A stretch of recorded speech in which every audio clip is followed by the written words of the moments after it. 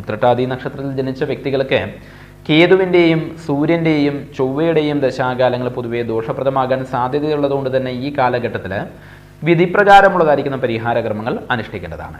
നക്ഷത്രത്തിൻ്റെ അധിപനായിരിക്കുന്ന ശനിയെ പ്രീതിപ്പെടുത്തുന്ന കർമ്മങ്ങളായിരിക്കുന്ന ശാസ്താഭജനം, ശനിയാഴ്ച വ്രതം, അന്നദാനം തുടങ്ങിയ കാര്യങ്ങൾ അനുഷ്ഠിക്കാം. ഉത്രട്ടാതി, പൂയം, അനിഴം എന്നീ ജന്മാനുജന്മ നക്ഷത്രങ്ങൾ ക്ഷേത്രദർശനത്തിനും വ്രതം, ജപം തുടങ്ങിയ മറ്റ് ശുഭകാര്യങ്ങൾക്കും ഉത്തമമാണ്. ഉത്രട്ടാതി നക്ഷത്രവും ശനിയാഴ്ചയും ചേർന്ന് വരുന്നതായിരിക്കുന്ന ദിവസങ്ങളിൽ സവിശേഷ പ്രാധാന്യത്തോടുകൂടി വ്രതജപാദികളെല്ലാം തന്നെ നടത്താവുന്നതാണ്. രാശിയുടെ അധിപനായിരിക്കുന്ന വ്യാഴത്തിനെ പ്രീതിപ്പെടുത്തുന്ന കർമ്മങ്ങളായിരിക്കുന്ന വിഷ്ണു സഹസ്രനാമ ജപം, വിഷ്ണു ക്ഷേത്ര ദർശനം, ഏകാദശി വ്രതാനുഷ്ഠാനം തുടങ്ങിയവയും അനുഷ്ഠിക്കാം. ഉത്രട്ടാതി നക്ഷത്രത്തിൽ ജനിച്ച വ്യക്തികളുടെ നക്ഷത്രവൃക്ഷം കരിമ്പനയാണ്.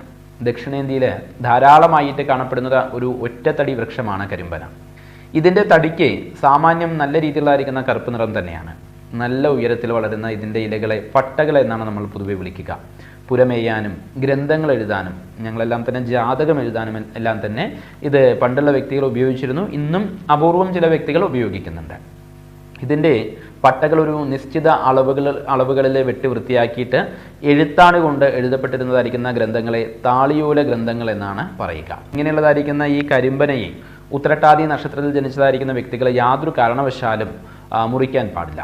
തങ്ങളുടെ നക്ഷത്രവൃക്ഷമായിരിക്കുന്ന ഈ വൃക്ഷത്തിനെ കഴിയുമെങ്കിൽ നട്ടു വളർത്തി സംരക്ഷിക്കുന്നത് ആയുസ്സിന് ഗുണകരവുമാണ്.